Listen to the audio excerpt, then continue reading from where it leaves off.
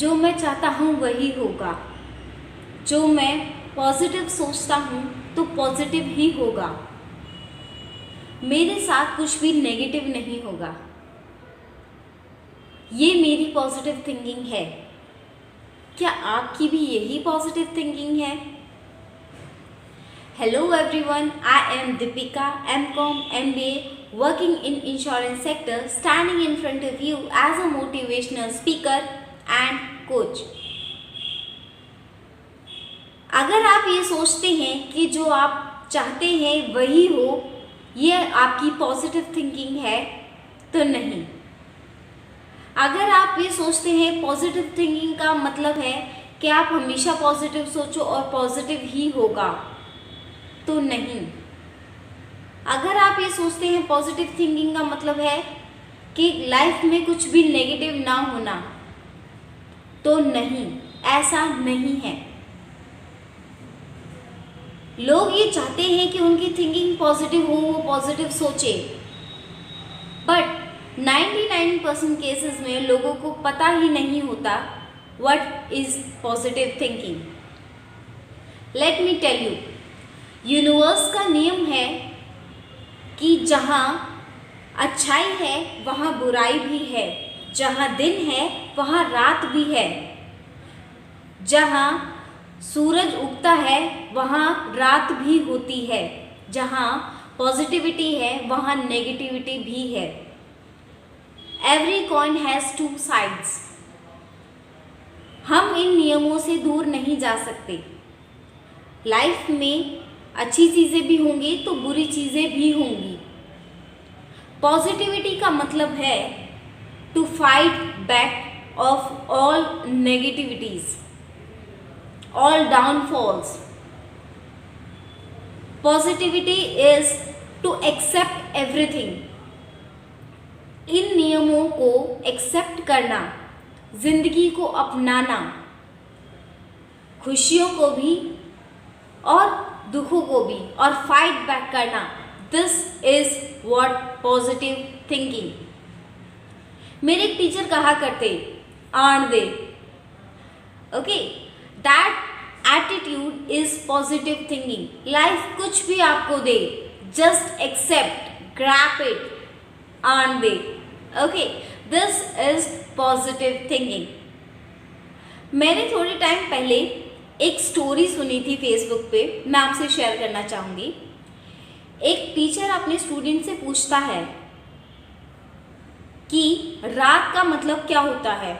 एक स्टूडेंट कहता है कि रात बेकार होती है, गंदी होती है, चारों तरफ अंधेरा छा जाता है, सूरज डूब जाता है, कुछ काम ही नहीं होता करने को, सब सो जाते हैं, फूल मुरझा जाते हैं, सब कुछ गलत होता है रात को। जबकि दूसरा स्टूडेंट ये जवाब देता है कि रात का मतलब है दिए जलाना, रात का मतलब है रोशनी करना, रात का मतलब है शरीर को और सभी चीज़ों को आराम देना, रात का मतलब है सुबह का इंतज़ार करना, रात का मतलब है सुबह के लिए तैयारियां करना।